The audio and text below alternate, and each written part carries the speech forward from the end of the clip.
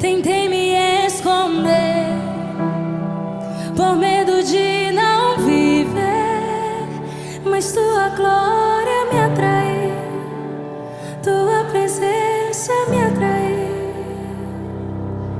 É que a sarça pegou fogo e não se consumiu. Conheci a Clemar em 1994 no trabalho. Foi quando eu comecei a trabalhar no serviço público e a gente trabalhava no mesmo órgão. E a Clemar, ela organizava umas confraternizações, umas festinhas. A gente viu um punhado de rapaz e a gente foi lá, eu e a Sandrinha, na cara dura, entregar convite para uma festa que a nossa turma de trabalho estava organizando. Ali eu acho que foi a primeira vez que eu vi o Fábio. Um rapaz alto, bonito. Foi a primeira vez que eu vi a Clemar, né? Mas assim, no primeiro momento não era só colega de trabalho mesmo. Depois, numa festa, foi a primeira vez que a gente conversou. Ele foi para a bendita da festa, né? E ele veio conversar comigo e eu conversei com ele, olhei para ele e pensei assim, olha, que rapaz interessante. Aí eu olhei para ele e falei, deixa eu te fazer uma pergunta. Quantos anos você tem? Aí eu respondi que eu tinha 21. Aí ela inventou a desculpa lá e saiu, né? Falou que depois voltava e não voltou mais. Então assim, eu não passei na entrevista. Aí eu, 21. Que legal. Ainda ouvi ele dizer mais algumas coisas e piquei a mula. Por quê? Porque ele era mais novo do que eu. Ele tinha 21 anos e eu tinha 24. E dentro da minha família, com seus preconceitos culturais, o rapaz tem que ser mais velho que a moça. Então eu sempre calculei pelo menos 4 anos mais velho do que eu. Mais novo, nem pensar. Ele era mais alto que eu, ele era mais bonito do que eu, ele tinha emprego, ele estudava, mas ele era mais novo do que eu, sem chance. Eu só fui encontrar com ele de novo um ano depois, assim, de conversar de novo, um ano depois disso. E foi na faculdade que a gente começou a namorar, que a gente começou a ter um relacionamento. Isso foi em 95, perto do aniversário dela. Não vai dar certo esse negócio. Não vai dar certo. Mas deu certo. A gente namorou e casou em 3 anos.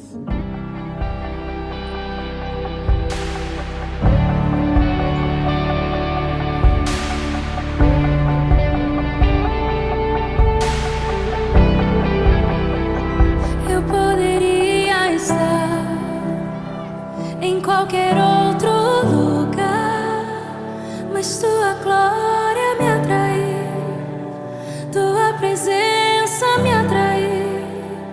Tentei me esconder por medo de não viver, mas tua glória me atraiu, tua presença me atraiu.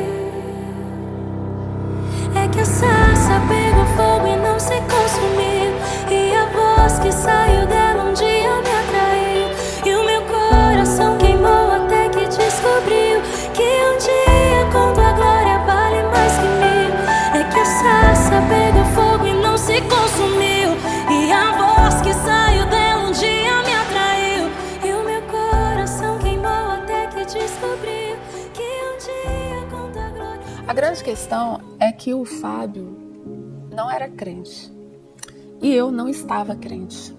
Mas a pessoa que nasceu de novo e ela se desvia dos caminhos do Senhor, mas ela é vivificada no espírito dela, ela não vai conseguir viver no mundo muito tempo longe de Cristo. E chegou um momento em que eu não estava suportando mais ficar longe de Cristo. Eu já estava namorando com o Fábio e já tinha 1 ano que a gente estava namorando. Eu não estava suportando mais viver longe de Cristo. E aí o que eu fiz? Eu resolvi voltar para a igreja. E eu voltei a frequentar os cultos na igreja e eu gradativamente voltei a ler a Bíblia e a orar. E eu passei 1 ano namorando namorando com o Fábio, lendo a Bíblia e orando.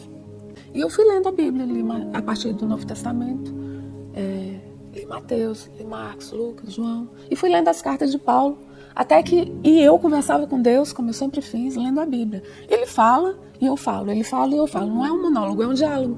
E aí eu li na Bíblia que eu estava em julgo desigual com o infiel. O julgo é um negócio que põe no pescoço, né?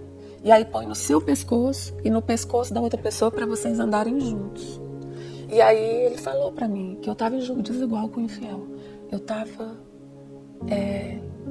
namorando uma pessoa com quem eu ia me casar, mas essa pessoa estava numa condição diferente da minha. Então a canga, o jugo, não encaixava.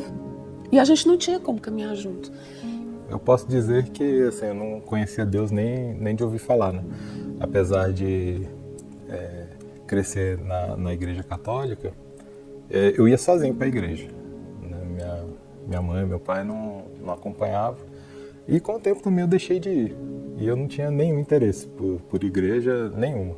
Os meus avós, pai de pai, eles tinham a religião espírita. E eu também não me identificava e não tinha zero vontade de igreja. E o casamento já estava marcado. Isso aí era mais ou menos no mês de outubro. E o casamento já estava marcado para junho do ano seguinte.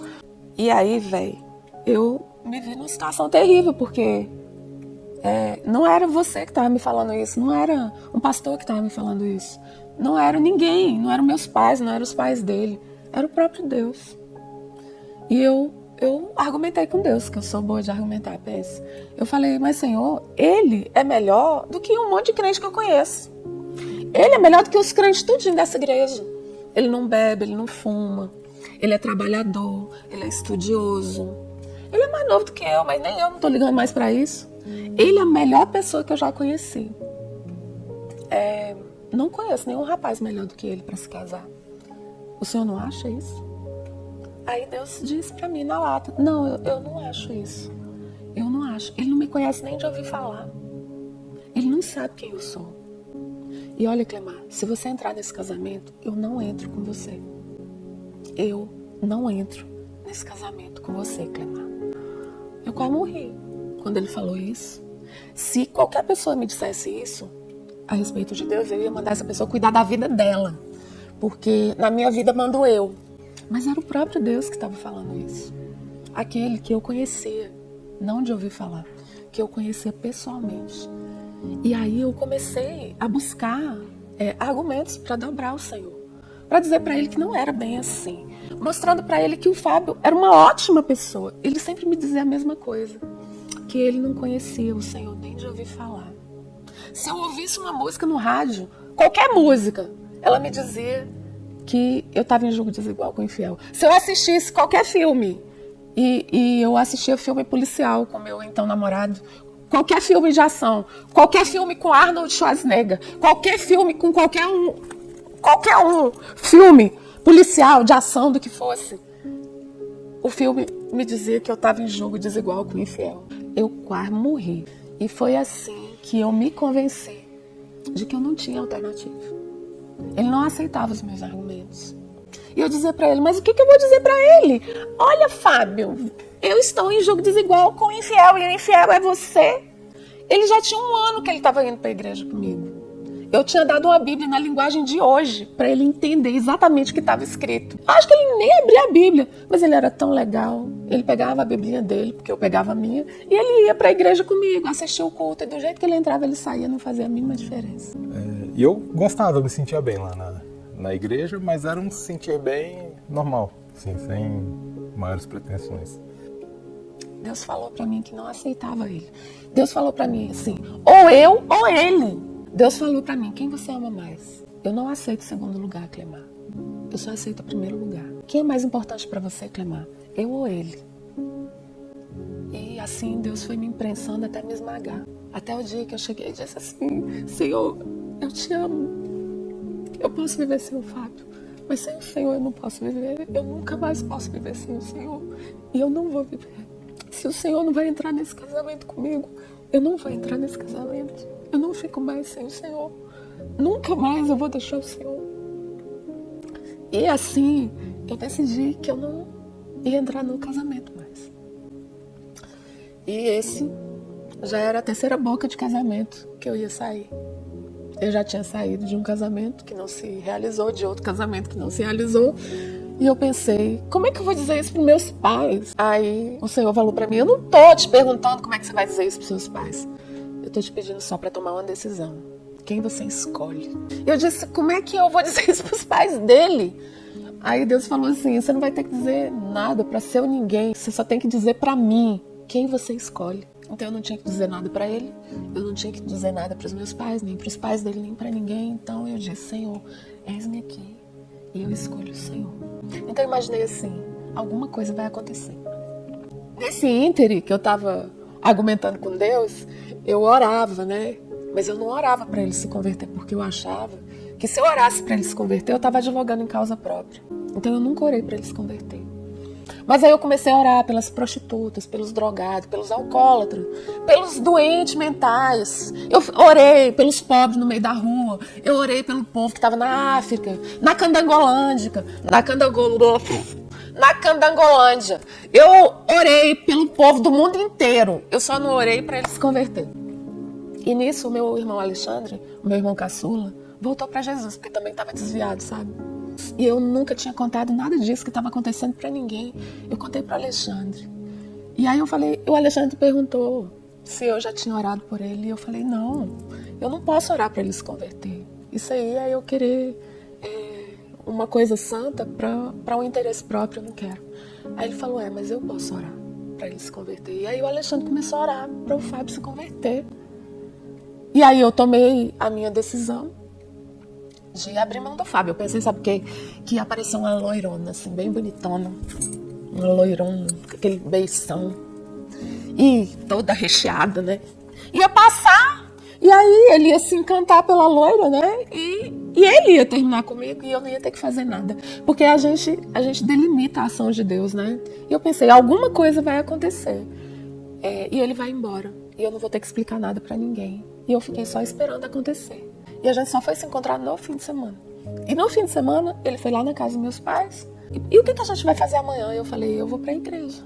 Mas eu falei, eu vou pra igreja, sabendo que ele podia dizer, não vou, ou ir também, não fazia a mínima diferença, porque eu sabia que alguma coisa ia acontecer, porque Deus não ia entrar comigo naquele casamento. Ele já tinha repetido isso 1 milhão de vezes, né? Então, esse casamento esse relacionamento ia acabar. E assim, nós fomos para a igreja no domingo de manhã.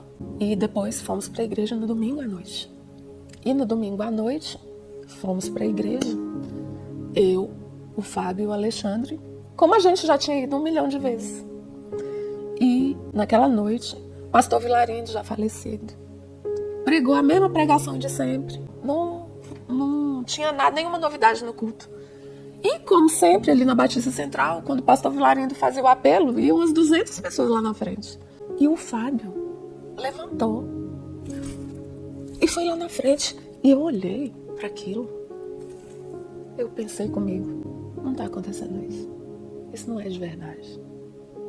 Não é possível que isso aconteceu. Tem muita gente que aceita Jesus num dia, no outro dia está lá no mundo. E ele aceitou Jesus, entregou a sua vida a Jesus. Foi ali capturado por Jesus. E foi ali, junto com aquelas pessoas. E no domingo seguinte ele estava lá de manhã. E ele entrou na classe de batismo, que dura 3 meses. Ele não faltou nenhum domingo. Ele começou a ler a Bíblia dele. Eu nunca mandei ele ler a Bíblia. Eu nunca mandei ele coisa nenhuma. E ele passou a ler a Bíblia todos os dias, do jeito que eu fazia. E passou a falar com Deus, do jeito que eu fazia. Queimou, ardeu dentro de mim a vontade de servir ao Senhor e de andar nos caminhos do Senhor. E foi uma coisa assim que não foi condição, não foi imposta. A Clemar não me cobrava nessa parte. E eu senti assim um desejo de servir ao Senhor e de andar nos caminhos do Senhor. Aí foi assim, começou acompanhando ela e até que o Senhor começou a falar comigo também e a mexer comigo. Sem eu induzir, sem eu manipular, sem eu mexer nenhum pauzinho. E nós nos casamos na data marcada. ele batizado nas águas já e crente de maré descer. Eu sempre conto esse testemunho para quem ouve e já adverto logo que isso não é uma fórmula, que não é para você pegar e arrumar um namorado no mundo e achar que Deus vai transformar. Mas eu posso dizer para você, com certeza, que a medida do seu milagre é a medida da sua renúncia. E que Deus pode fazer por você muito mais do que qualquer coisa que você tenha imaginado. Se você estiver disposto a abrir mão de si mesmo, a renunciar a seus sonhos, aos seus anseios, aos seus desejos. Porque Ele fez isso por mim. Ele me deu muito mais do que os meus maiores sonhos. Eu nunca fui uma sonhadora, mas eu nunca tive nenhuma expectativa de ter o que eu tenho hoje. E Ele me deu. Mesmo eu não sendo merecedora, Ele me deu. E Ele me deu porque eu acreditei nele. Eu acreditei no que Ele disse. E eu acreditei quando Ele me disse que não entraria naquele casamento comigo. E se eu entrasse, eu ia entrar sozinha. E Ele não mentiu. Ele disse pra mim 1 ano e meio depois. Ele me disse que se eu tivesse entrado nesse casamento sem Ele, eu não ia ter casamento. Eu não ia ter o Fábio. Eu não ia ter nada. Mas porque eu escolhi Ele. Ele me deu o Fábio. Ele me deu o casamento. Ele me deu muito mais do que eu pedi, sonhei e pensei, segundo a riqueza da sua glória. O que o Fábio representa para mim? O Fábio é o meu companheiro. Eu não consigo imaginar outra pessoa. Não existe outra pessoa. Ele é um homem que Deus me deu. Eu não me enxergo com nenhuma outra pessoa. Não enxergo um outro relacionamento. Assim, eu só consigo me ver com ela. Não existe outra pessoa nunca. Não consigo imaginar uma pessoa mais íntegra, uma pessoa mais sincera. O Fábio é uma pessoa extremamente honesta, muito correta. O Fábio é uma pessoa que se empenha. Ele se importa. Ele se importa comigo. Ele se importa com os filhos dele. Sabe, assim, é muito precioso. E a maneira como ela cuida da gente, a maneira como ela se doa em tudo que ela faz com esmero, faz com carinho. Ela é muito preciosa e muito especial. E assim, eu sou muito grato a Deus por essa riqueza que Ele me deu, que é a Clemar. A Clemar, ela traz alegria, ela traz vida para o nosso lar, para nossa casa. E o jeitinho dela também, assim, o jeitinho dela ser meio hippie. Eu brinco que na época ela tinha um óculos escuro redondinho, né? Parecia bem de hippiezinho mesmo. Eu sou tão agradecida a Deus por ter o Fábio como meu marido.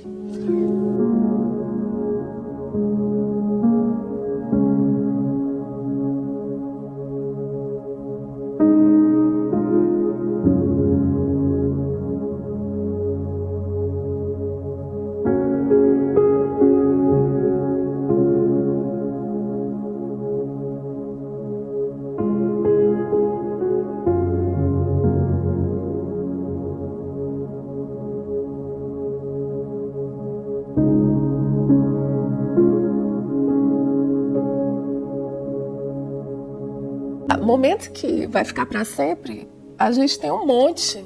A gente fez tudo junto, sabe? E as nossas viagens junto, enquanto a gente caminhava pelos parques, e eles riam, e o Fábio ria, eu ria, eu chorava ao mesmo tempo, porque eu conversava com Deus e agradecia, porque eram momentos únicos que a gente estava passando junto. E todos esses momentos únicos que a gente passou junto, eu sorria e chorava, porque eu sabia que são águas que não voltam, a gente só anda pra frente. Então, assim, é por isso que eu tenho aquela síndrome do sobrevivente. Eu sei que cada momento que eu tô vivendo é um presente de Deus pra mim. Por exemplo, o Natal que a gente passou junto, Foi o único Natal que foi só eu, o Fábio e os meninos. E a gente passou Natal, a gente passou Ano Novo. E foi muito precioso e muito especial. A gente fez muitas brincadeiras. No Natal a gente comemorou o Natal, então a gente comprou os enfeites de Natal, a gente fez a ceia de Natal. Foi muito engraçado, foi muito legal, foi muito divertido. A gente ficou até 4 horas da manhã e a gente programou um monte de coisa para fazer dentro de casa. Assim, é cada momento tão precioso, que assim, é cada coisa tão bonita, coisa que marca o coração da gente. Então, que marca a história. É um privilégio que eu agradeço a Deus, sabe? De poder proporcionar isso para nós, da gente poder ter esse momento especial em família. E foi inesquecível. Que Deus permita que a gente tenha muitos momentos ainda juntos, até o fim das nossas vidas.